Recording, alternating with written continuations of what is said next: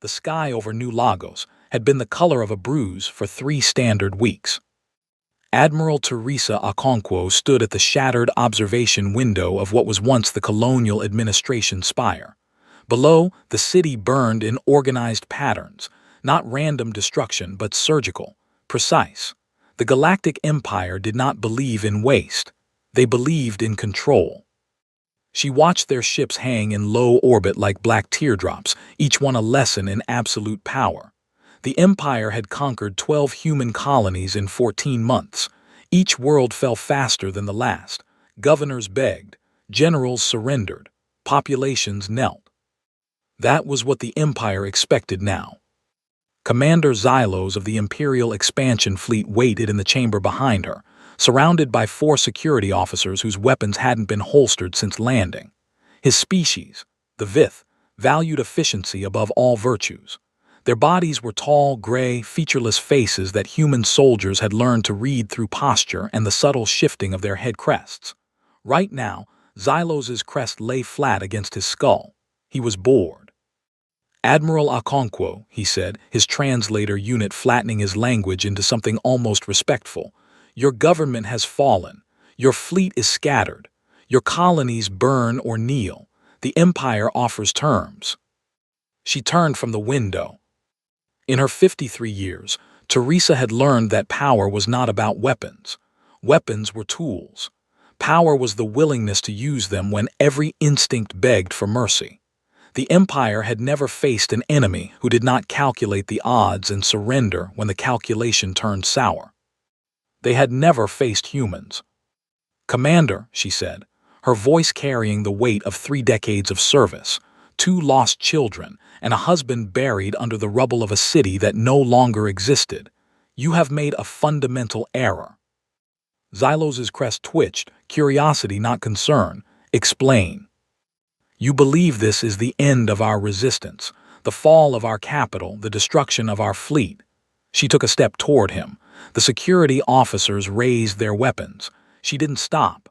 "But you've only destroyed the parts of us that you could see." The Vith commander tilted his head. The gesture was almost human. "Your psychological warfare is noted. Surrender or your species will be classified as non-sentient labor stock. Those are the terms." Teresa smiled. It was not a warm expression. "Here are our terms," she said. She reached to her wrist communicator, a battered, scarred device that had survived 3 shipwrecks and an orbital drop. Her fingers moved across the interface, not typing a message, but unlocking something that had been prepared weeks ago, months ago. Across every human colony, every hidden transmitter, every ship that still flew under human command. 3 words. The transmission blasted across every frequency the Empire used.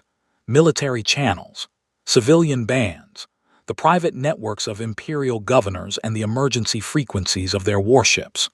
3 words in Galactic Standard, repeated on a loop, encrypted into the navigation systems of every captured human vessel, and embedded in the maintenance logs of every imperial supply depot that had ever touched a human world. 3 words that made Commander Xylos's crest snap upright in alarm. Not because he understood them. Because he didn't. "What is the meaning of this?" he demanded. Teresa looked past him, through the shattered window at the black ships hanging above her burning world. Somewhere up there, an Imperial admiral was reading those 3 words. Somewhere in the heart of the Empire, 1,000 light-years away, bureaucrats were trying to parse them. Somewhere in every prison camp, every interrogation room, every human being who had been told to kneel was hearing them and remembering what they were. She turned back to Xylos. "The war," she said, "has just begun." Outside, the sky began to change. High Orbital Command Station Primus received the transmission at 1847 Standard Time. Fleet Admiral Thrax of the Vith High Command read the 3 words 17 times before he accepted that they were not a code, not a cipher, and not a mistake in translation. They were simply 3 words, broadcast on open channels by a species whose military had ceased to exist 3 days prior. "We are coming." Thrax's primary head crest flared with irritation. His secondary crest remained flat, a sign of controlled dismissal. He was 300 years old. He had overseen the assimilation of 47 species. He had seen every possible variation of last words, defiant speeches, and poetic threats. This was nothing. "Run a linguistic analysis," he told his adjutant. "Perhaps the translation matrix is degrading." The analysis took 4 seconds. The words meant exactly what they appeared to mean. No hidden grammar, no embedded threats, no cultural references that required decoding, just a simple declarative statement of movement from one location to another. From there to here. "Sheer absurdity," Thrax muttered, turning back to the strategic display. The human sectors were already being recolored from contested to pacified. Green bled across the star charts like a healing wound. Send the standard occupation directives. Classify human population as labor stock. Begin relocation protocols. But the transmission did not stop. Across the Empire's occupied territories, human prisoners began repeating the words, not as a coordinated chant or a protest, just a whisper, a cough, a word scratched into cell walls, a phrase muttered during work detail. The guards dismissed it as psychological collapse, the desperate mantra of a broken species. On the prison world-designated labor facility Theta 9, a human engineer named Marcus Webb had been assigned to repair a coolant regulator in the main processing hub. The Vith guards watched him work through security monitors. They saw his hands move with mechanical precision. They saw his eyes focus on the task. They did not see him tap 3 words in binary code into the regulator's maintenance interface. "We are coming." On the freighter Imperial Diligence, loaded with ammunition bound for the front lines, a human cargo handler named Sana Al-Jamal slipped a data wafer into the ship's navigation computer during her 15-minute meal break. The wafer contained nothing more than a single line of code, and those 3 words. "We are coming." On the agricultural world of Vithos Prime, where human laborers had been assigned to harvest grain for the Imperial military, a woman named Yuki Tanaka paused in the fields at sunset. She looked up at the alien sky, at the unfamiliar constellations, and spoke 3 words into the empty air. The Vith overseer who heard her laughed. The human woman who stood beside her did not. Something was happening across the Empire. Not an uprising, not an attack, something quieter, something worse.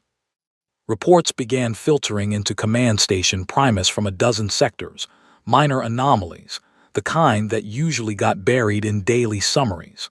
A fuel depot that reported 87% capacity when it should have been 93%. A troop transport that arrived 12 hours late with no explanation. A weapons shipment whose manifest didn't match its contents. Thrax dismissed each report individually. Together, they formed a pattern he refused to see. 3 words echoed through the Empire's supply networks, hidden in the margins of maintenance logs and buried in the corners of cargo manifests. 3 words printed on shipping labels and encoded in refueling authorizations. 3 words that had been placed there weeks ago, months ago, by human hands that the Empire had assumed were obedient. The Empire had conquered human worlds. It had not yet understood what it had invited into its home. The first warning came from Logistics AI Unit 734, a semi-sentient processing node responsible for tracking fuel distribution across 17 sectors. Unit 734 did not sleep. It did not rest. It simply processed data streams with the patient arithmetic of a machine that had performed the same calculations for 800 years. When its anomaly detection protocols flagged a discrepancy in the Rithan corridor fuel supply, the AI generated a standard report and forwarded it to human supervisors. The human supervisors were dead, killed during the conquest of the Rithan systems. Unit 734 had not been informed. The report sat in a queue for 6 days before an Imperial logistics officer noticed it. By then, the discrepancy had grown from a minor deviation to a critical shortage. 3 Imperial cruisers had been forced to cancel their patrol routes. 2 supply convoys had been rerouted. The Rithan corridor, A strategic chokepoint for an entire quadrant was bleeding fuel. Officer Vell examined the report with growing unease. The numbers didn't add up. Fuel shipments had been logged as received, but consumption records showed they never arrived. Deliveries that should have taken 5 days had taken 12. Tankers that should have been full arrived half empty. Sabotage, his supervisor asked. Vell shook his head. No signs of tampering, no forced access. The systems were simply misrouted. Misrouted how? That was the question Vell couldn't answer. The fuel hadn't been destroyed. It hadn't been stolen in any conventional sense. It had been sent elsewhere, diverted to depots that didn't exist, logged under authorization codes that shouldn't have worked, signed off by officers who had never touched the manifests. The humans had learned to read the Empire's supply chain. Not through espionage or infiltration, through observation. Through years of moving cargo and loading ships and watching how the Empire's vast machine turned. They had learned its rhythms, its blind spots, the quiet spaces between orders where things could disappear and reappear without anyone asking questions. And then they had started teaching each other. The 3 words were not a threat, they were an instruction. On 100 occupied worlds in 1,000 prison camps, human laborers began doing the same thing. Not rebelling, not fighting, just adjusting. A container of weapons components that should have gone to the front lines went to a recycling facility instead. A troop transport's navigation data was altered by fractions of a degree, not enough to notice, just enough to add hours to every journey. A food shipment for Imperial garrison forces was reclassified as civilian aid and sent to the wrong planet. Small things. Tiny things, the kind of errors that any bureaucracy absorbed without noticing. But the Empire was not any bureaucracy.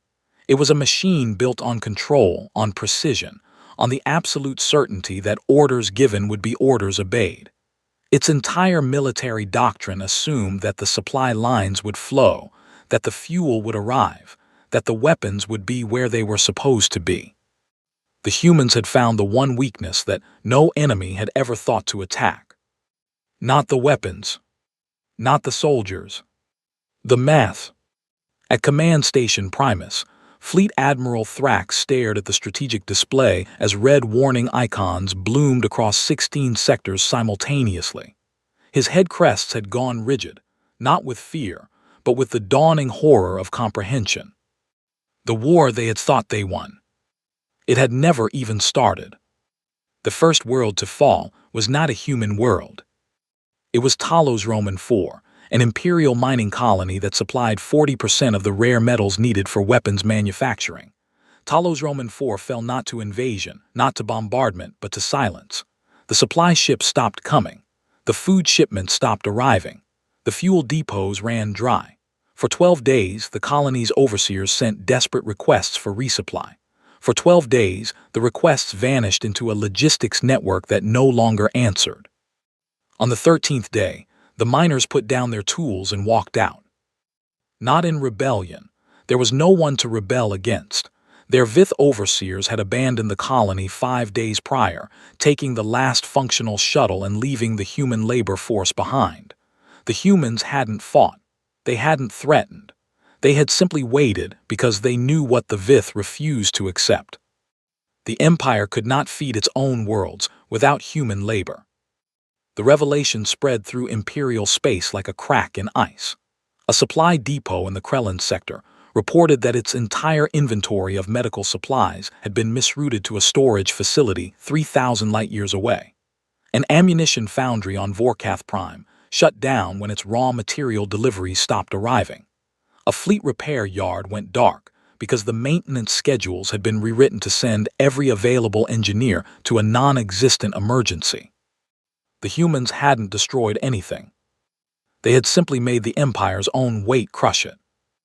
On the bridge of the flagship Imperial Will, Fleet Admiral Thrax watched his war machine disintegrate. Not through enemy fire, through logistics, through the quiet, methodical sabotage of an enemy that had spent months learning his supply chain better than he knew it himself. Find them, he snarled at his intelligence chief. Find every human in every critical position. Replace them with Vith personnel. Now. The intelligence chief's crest flattened in an expression Thrax had never seen before, not submission but helplessness. Admiral, humans work 60% of the Empire's logistics positions. We cannot replace them. We do not have the personnel. We do not have the training. We do not even know where all of them are. The revelation landed like a physical blow. The Empire had integrated human labor so completely, so efficiently, that it had lost the ability to function without it. Every cargo hold, every loading dock, every maintenance bay, humans had been there. Humans had learned. Humans had made themselves essential, and the Empire had been too focused on control to notice that control flowed both ways. On the prison world Theta 9, the human engineer Marcus Webb finished his shift and walked to the edge of the labor camp's perimeter. The electric fence hummed with enough voltage to kill a Vith soldier instantly. The guard towers tracked his movement with automated weapons. He reached through the fence, through the lethal current that should have stopped his heart, and touched the soil on the other side. The fence had been disconnected 6 hours ago. The weapons had been rerouted to target empty fields. The guards were unconscious in their towers, their food supplies drugged by human cooks who had smiled and served them dinner. Marcus turned back to the camp, where 10,000 human prisoners stood in formation, silent and waiting. "The ships are fueled," he said. "The nav data is loaded. The supply depots between here and Earth have been compromised for weeks." He looked at the sky, where Imperial ships drifted uselessly overhead, their weapons armed, their crews alert, their fuel tanks empty. "Let's go home." The 3 words echoed across the camp, not as a whisper this time, but as a promise. "We are coming." Commander Xylos found the human resistance cell in the sub-basement of a food processing plant on the industrial world of Durak V. He had not expected to find anything. His orders were to sweep occupied territories for remaining human military assets, a task that had become increasingly pointless as the Empire's logistical network collapsed around him.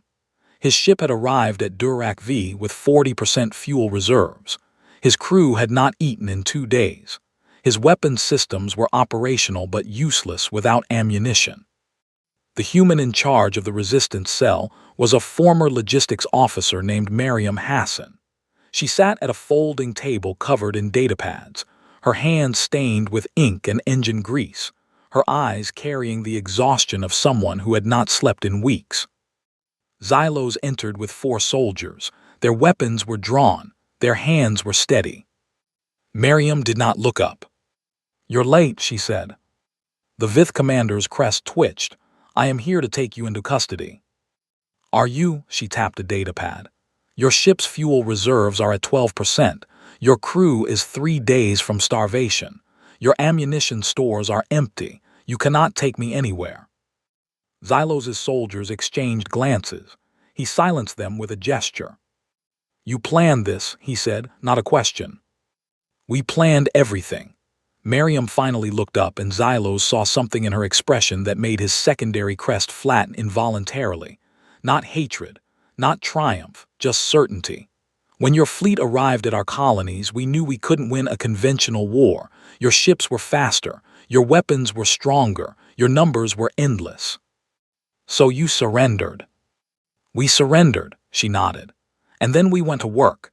Every human who loaded your ammunition crates, every human who fueled your ships, every human who scrubbed your floors and cooked your meals, they were all learning.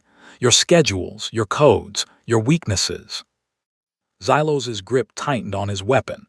"You think a few supply disruptions will defeat the Empire?" "I think," Mariam said, standing slowly, "that you don't understand what's happening. This isn't a supply disruption. It's a supply redirection. Every ton of fuel that should have gone to your fleet has gone to ours. Every weapons shipment that should have armed your soldiers has armed our resistance. Every piece of your empire that you thought you controlled, we've been quietly taking it apart for months." She walked toward him. His soldiers raised their weapons. She didn't stop. "The 3 words," she continued, weren't for you, they were for us. A reminder, a promise. We spent centuries fighting each other, Commander. We learned to be patient. We learned to wait. We learned that the biggest wars aren't won in battles. She stopped 3 paces from Xylos, close enough to see the individual scales on his face. They're won in supply depots. Outside, the sky turned white. Not with weapons fire, with light. The light of 1,000 ships dropping out of faster-than-light travel simultaneously. Ships that the Empire had believed destroyed, crewed by soldiers the Empire had believed dead, carrying weapons the Empire had believed lost. Miriam smiled. Your war is over, Commander. Ours is just beginning. The Battle of Durek V lasted 11 minutes. Not because the Imperial forces surrendered quickly, though many did. Not because the human ships overwhelmed them, though they did that too. The battle lasted 11 minutes because that was how long it took for the human fleet to broadcast the full scope of their campaign across every Imperial channel. For 11 minutes, the galaxy watched the Empire die. The data package was massive, petabytes of information compiled over months of quiet observation. Every supply route, every depot, every manufacturing center. The humans had mapped the Empire's entire logistics network with a precision that no military intelligence service had ever achieved. And then they had shown every Imperial commander exactly how vulnerable they were. The ammunition ship Imperial Resolve received the transmission at 9:12 Standard Time. Within 30 seconds, her crew realized that every weapons shipment they had received for the past 3 months had been sabotaged. The shells would not fire. The missiles would not launch. The ship was a floating museum of military hardware. The troop carrier Valiant Pride received the transmission at 9:14. Her navigation logs showed that her last 3 journeys had taken her in circles through human-controlled space, following routes that her human navigators had programmed months ago. She was not near the front lines. She had never been near the front lines. The fuel tanker Endless Supply received the transmission at 9:17. Her cargo manifests showed that the fuel in her tanks was not fuel at all. It was water, carefully recolored and waited to pass every Imperial inspection. She had been delivering water to warships for 6 weeks. At 9:23, Fleet Admiral Thrax received a priority transmission from the Imperial Council. The message was 3 words long. We surrender. Thrax read the words 17 times before he accepted that they were not a trick. The Empire, 1,000 years of conquest, assimilation, and absolute control, was surrendering to a species that had never built a faster-than-light engine of its own. A species that had won not through technology or numbers or military genius, but through the simple, patient application of mathematics. The humans had not attacked the Empire. They had become the Empire. Every supply line, every fuel depot, every weapons manufacturer.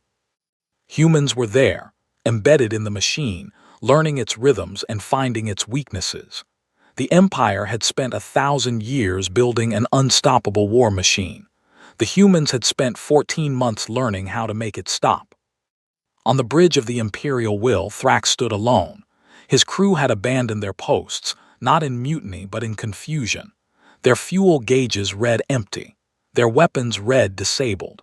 Their navigation systems read nothing but the 3 words, repeated endlessly on every screen. We are coming. He had thought the words were a threat. He had been wrong. They were an invitation. The view screen flickered, and a human face appeared. Admiral Teresa Okonkwo, her uniform stained with the ash of New Lagos, her eyes carrying the weight of everything she had lost and everything she had saved. Fleet Admiral Thrax, she said, your empire has fallen, your fleet is scattered, your worlds burn or kneel. His own words returned to him. The Empire offers terms, she continued. You will release every human prisoner. You will withdraw from every human world. You will dismantle every weapon aimed at our species. And you will remember, for as long as your civilization exists, that you did not lose to a stronger enemy. She leaned closer to the camera. You lost to the one thing you never understood. The transmission ended. The three words remained. The Chamber of Assembly on the imperial capital world had been designed to inspire awe. Its ceilings rose 300 meters above the floor. Its walls depicted 1,000 years of conquest in mosaics of precious metals. Its lighting systems could simulate any sun, any sky, any world that the Empire had ever claimed. Today, the chamber was empty. Not abandoned. The Imperial Council still sat in their elevated positions, their crests flattened in submission. The military commanders still stood in their designated sections, their weapons holstered and their hands empty. The bureaucrats still occupied their assigned seats, their datapads displaying the same three words that had ended an empire. Empty of awe, empty of power, empty of the certainty that had sustained them for 1,000 years. Admiral Teresa Okonkwo walked the length of the chamber alone. No guards accompanied her. No weapons protected her. She needed none. The Empire had learned that humans could not be stopped by force, not because humans were stronger, but because they were everywhere. They had become the shadows between the Empire's certainties, and the Empire had learned to fear shadows.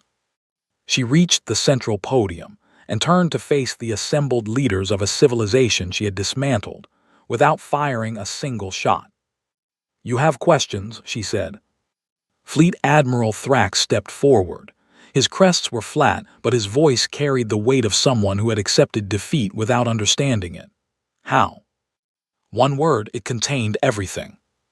Teresa looked at him, at all of them, and understood that they still didn't comprehend what had happened.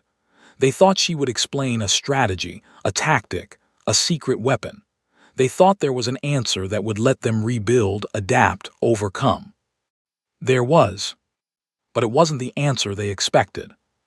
"When your empire first contacted humanity," she said, "you asked for our surrender, you expected fear. You expected desperation. You expected us to beg." She paused. "We gave you three words instead." The chamber was silent. Not the silence of listening, the silence of a species that had forgotten how to hear anything except orders. "You thought the words were a threat, a promise of violence, but violence was never our weapon." She spread her hands. "Our weapon was patience. Our weapon was observation. Our weapon was the willingness to become invisible in your empire, to learn your systems, to find your weaknesses, and to wait." Thrax's crest twitched. "Wait for what?" "For you to realize that you had already lost." She turned to face the Imperial Council, the beings who had ordered the conquest of her world, the bombardment of her cities, the enslavement of her people. "You built an empire on control," she said. "You controlled every world, every resource, every person, but you never understood that control requires trust. Every supply line required someone to load the cargo. Every ship required someone to chart the course. Every weapon required someone to pull the trigger. And those someones, they were always people, people who could learn, people who could choose." She let the words settle. "The three words were not for you, they were for us. A reminder that we were not defeated, a promise that we would return, a statement of fact delivered to every human in your empire in every language we speak. We are coming. Not to destroy you," Teresa said, "to remind you that we were already here." The Imperial Council exchanged glances.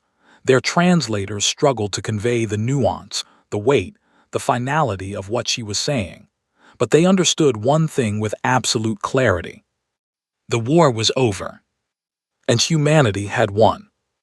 In the years that followed, the three words became law, not imperial law, something older, something deeper, a principle that no civilization could ignore. Any species, any empire, any power that sought to control others would find those three words waiting in their supply chains, their communication networks, their darkest corners. We are coming. Not a threat. A promise. And the galaxy learned that some promises cannot be broken, not because the ones who make them are stronger, not because they are faster or smarter or more advanced, but because they have learned the oldest lesson of warfare, the lesson that every empire forgets and every conquered people remembers. You cannot control someone who refuses to be controlled. The three words echoed across the stars, not as a battle cry, but as a simple truth. Humanity had spoken, and the galaxy would never be the same.